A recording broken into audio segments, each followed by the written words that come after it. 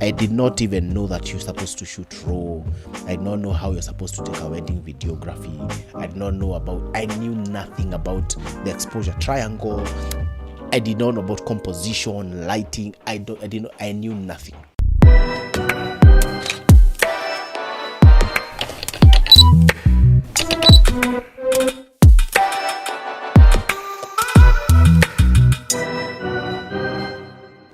So what happened is that we went to the wedding, and I was using my Nikon D3300. Then my girlfriend that time, now she's my wife, my girlfriend had been given a camera by her uncle. It was a Nikon, I think, Rebel XT something, with a kit lens. And so my friend Eric did not own a camera. So I told him, Eric, we are going to a wedding and you'll be using this camera. So we just wondered, where are we going to get videographers?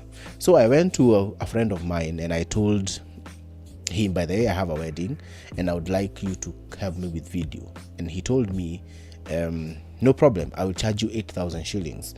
8,000 shillings will cater for 2 videographers. So I paid him the 8,000 shillings. So we go to the wedding and we take all those pictures and we take the videos. We don't even know how to take videos. What kind of videos are taken during the bride's preparation? What kinds of pictures are taken there? We did not have any idea whatsoever. But there are several things I really want to highlight that really I regret even now not knowing. Number one is that we shot all pictures JPEG.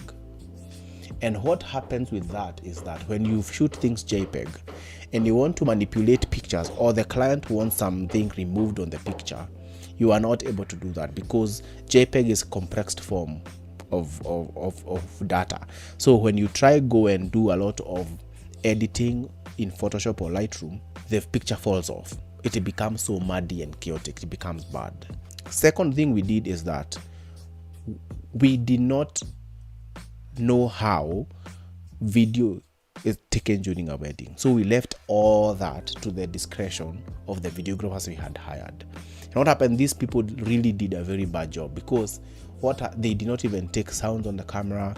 They could not have steady shots, and there was so much about that video that was wrong. But we thought it was so good because we did not know how to do it. The third thing is that we did not know anything about Lightroom.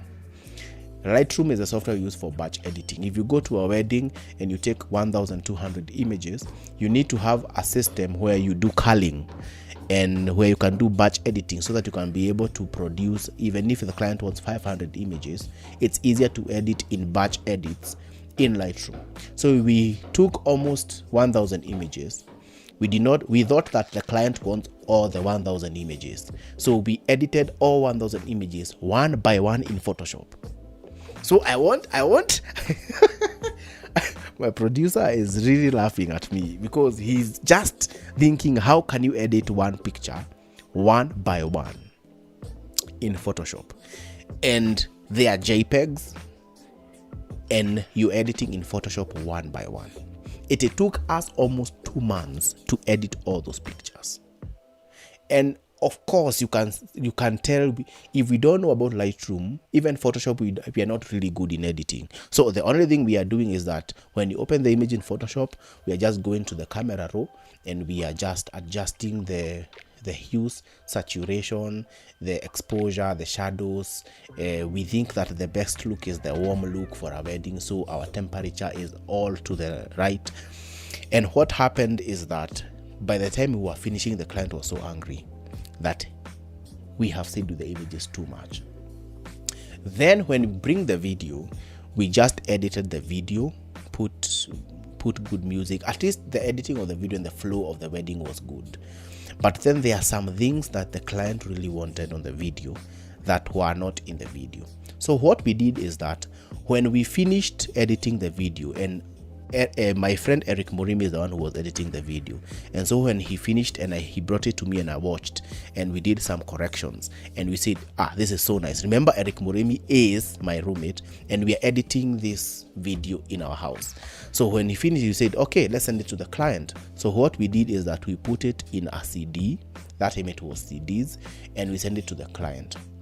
Immediately we did that, we thought the client would be satisfied because we were satisfied. And what we did is that we took all the raw footages and we deleted them. Why? Because we did not even have hard drives then. We were using our computer storage as our storage. So it was so full. What happened is that the client comes back and says, hey, there is a pastor who is a really friend of ours and spoke in the wedding after the preacher. So we want that video. In the reception, there is one of our uncles whom I love very much, and we want his speech to be part of the video. And then we are telling the client we don't have the raw footage.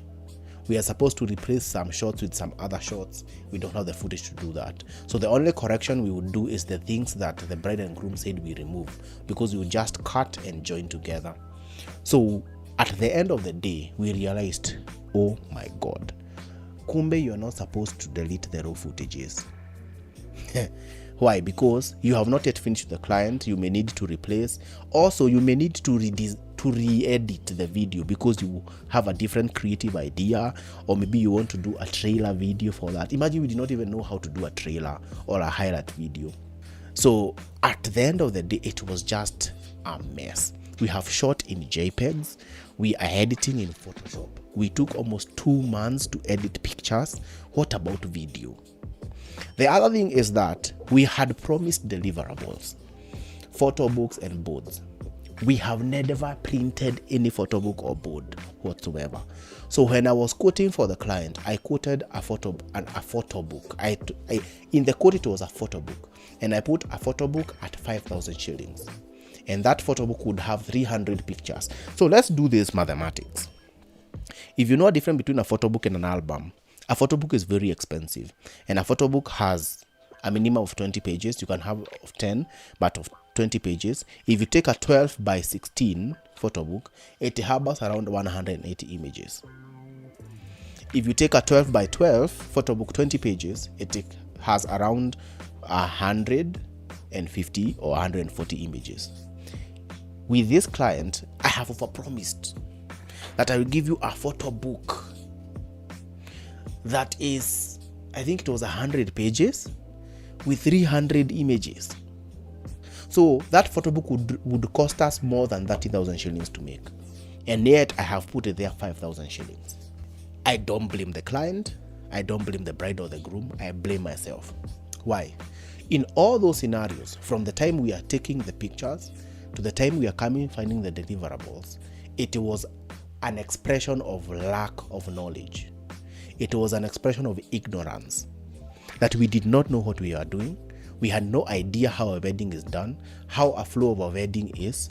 We were just flowing by the time. So we did very bad photography. We did very bad video. Our delivering took so long because we did not know how to use Lightroom. Then our deliverables were crap. Even for the photo book, even now, I have never given the client the photo book. I think I gave them a 12 by 12 later, and they were so pissed off because it had only 120 images. Of course, that's how a photo book has. But then they were expecting 300 images. And that's when I knew the danger of entering into something that you don't have knowledge on. Even to some point, the client told me that he's going to involve the authorities. He's going to involve the lawyer. But then by the time she was involving the lawyer, I was smarter. And I told her, so you're involving the lawyer. What did I do to niliwafanyia nini? You did for us wedding photography. And I told them, give me proof. Because we had not signed a contract. That's what saved me. We had not signed a contract. So there was no evidence that I did their wedding photography. Now I regret that it had to come to that level, but then it was all my fault. It was all my fault that we booked a wedding with no knowledge. So the first thing, because of lack of knowledge, we disserviced ourselves in terms of price. Then we took bad pictures. Taking JPEG pictures took so long to edit. Our deliverables could not match what we said because it was exuberantly expensive. And that is the danger of doing something that you are not skilled in. And one of the advices I would give to creatives coming up, if you want to enter into a certain industry in the creative or in a certain sector in the creative industry. For example, you want to be a wedding photographer. Don't just go take a few pictures of weddings and say you want to be a wedding photographer. The reason why that is very dangerous is because a wedding is not like a portrait shoot where you can call them back and and repeat the shoot. You cannot repeat a wedding. So you have to be very competent during a wedding. And what happens is that you need to go and acquire skill. How do you acquire skill? Number one, go and assist another photographer. They may pay you or not, but go and assist another photographer. You can watch tutorials, but the best way is go assist another photographer. If you know there's a wedding photographer that you know of and they book several weddings, ask that you may come and be an assistant. Or if you are a good photographer, they can give you to be a second shooter or an assistant shooter. And what you do, you will learn how a wedding flows. From that time to now, I have shot around 107 weddings. And so I have an experience of how a wedding is. And you know that when you start doing weddings, it's very difficult because you don't know what to expect, what to shoot. But the more you do it, the easier and lighter work in a wedding becomes, because you know what to expect, you know exactly what to do. If you are in the bride place, you know that you need to shoot the gown, the details, you need to shoot her makeup, you need to shoot her shoes, you need to do the bridals, and all those, you know exactly what to do. Same to wedding filmmaking. And so that you can get that confidence to take a wedding on your own, you need to go and do the due diligence. Get someone to harbor you and give you the opportunity to get the experience by being an assistant or a second shooter. Then when you have done several weddings, you can go ahead and now book your own wedding. And that is the mistake that I did. And I messed up. And if they will come and listen to this podcast one day, I really apologize that I messed that wedding up because I did not have the skill whatsoever. Even I was thinking the other day that I should just call them and tell them I'm going to do them a free shoot. Now that I have a whole new level in skill, and do them a free shoot worth really a lot of money, just to apologize. But so that you cannot be where I am, make sure that you acquire skill first before you get a client. You do not want to mess a client. And one client will tell 1 million people about how your bad services are. In fact, when they tell more people when they get a bad experience than they get a good experience.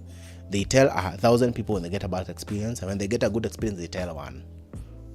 So make sure that you do not mess your client up.